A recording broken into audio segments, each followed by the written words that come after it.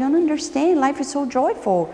And he said, Vanessa, here we don't smile. We're serious. I said, I'm serious too. Don't take it by mistake. I am, but what is the problem smiling? And I said, probably we need to investigate the neuroscience of smiling and commitment, because I don't think they exclude one another. But really, imagine at Jesus' time, a man smiling. You know what? Surprisingly enough, he used to hug people, but he wasn't Brazilian. I was surprised. We think we're so proud, like, oh, we're Brazilians, we hug everybody. Really? Jesus was he was the vanguard of that movement, the hugging movement. Because Jesus, he used to hug. And more surprising, when he talks to the father of two of his future disciples, he comes filled with worries.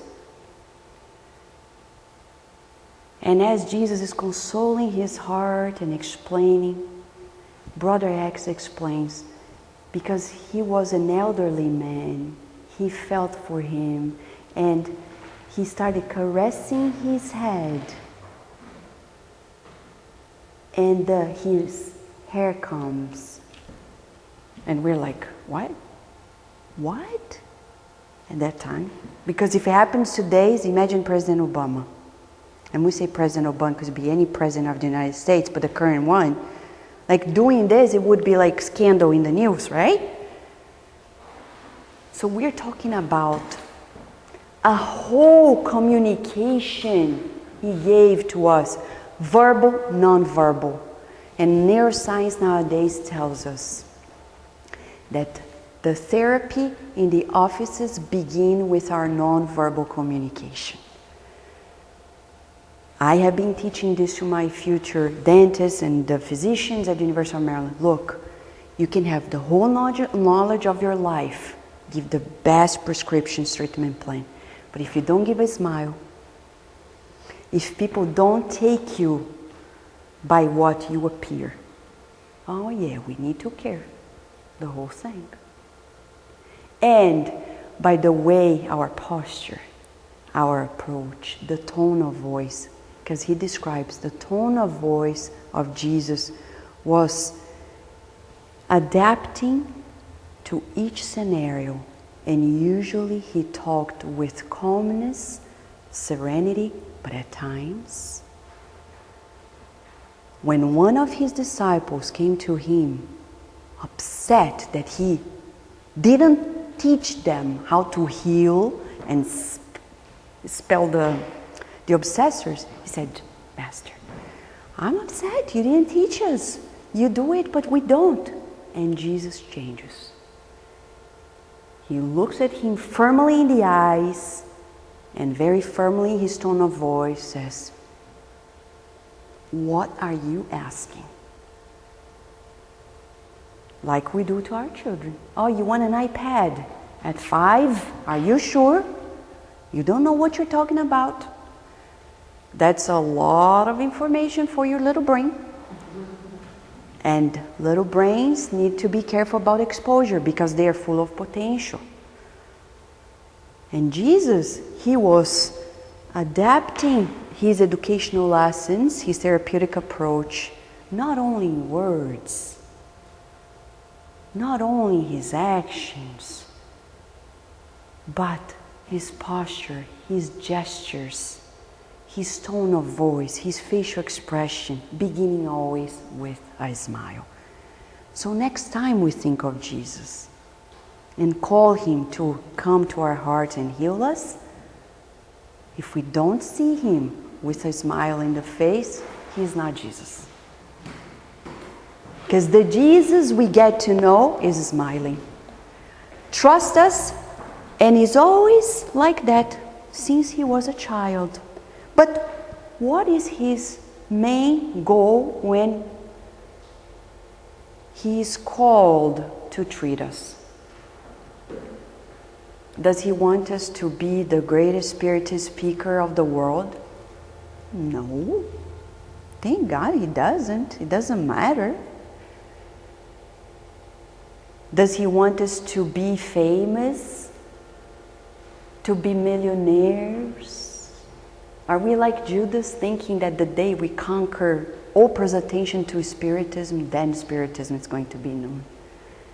We need to read that chapter about Judas and Jesus, because that mindset is much like Judas.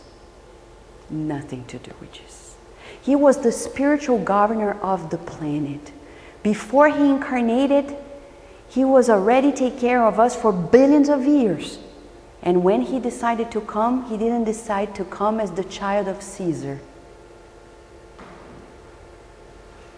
He decided to come in the humblest location, with the purest hearts. And he always teamworked with the people that were suffering.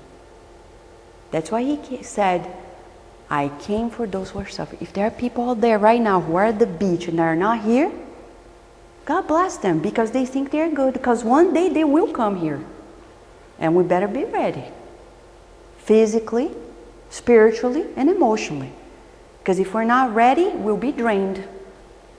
Because to each person, we need to give our hearts. It's not like, okay, thank you very much, sit down, leave, and please don't. And then we go like, oh my God, I can't stand it. So we don't ask for what we don't know if we're ready for. But Jesus, in his first teaching, and this is chapter 3 of this book, Brother X summarizes the treatment plan of the best doctors of all doctors.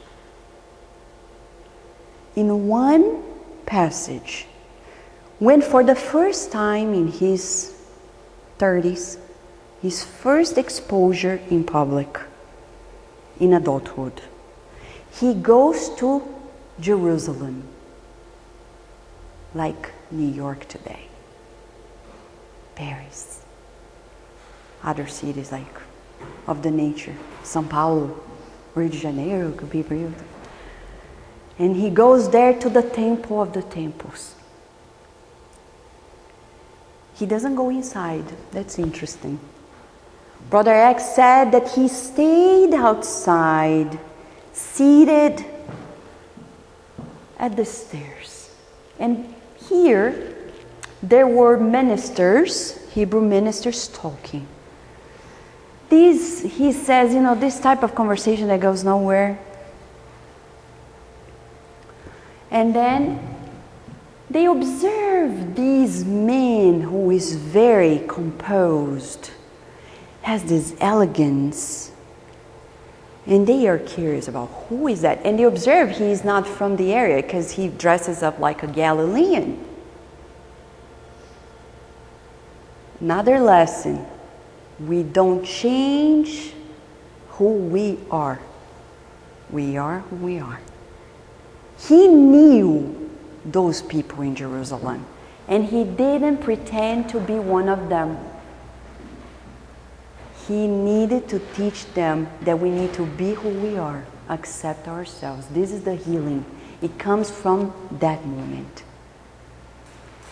So when he's there, this minister, who is quite arrogant, looks at him and says, Galilean, what are you doing here in the city? And he turns. And the description of Brother X is fantastic because it's quite paradoxical. He says that Jesus turned to the minister with noble modesty. What is noble modesty? God knows, I don't know. We need to study more. Noble modesty, because we think they are so contradicting. But Jesus was the combination, the perfect balance. Being noble, elegant, but modest, simple. And said, I am passing through Jerusalem to in search of the kingdom of God. And then he turns to Jesus with arrogance in his heart and says, and asks, what is this kingdom of God? And Jesus replies, the kingdom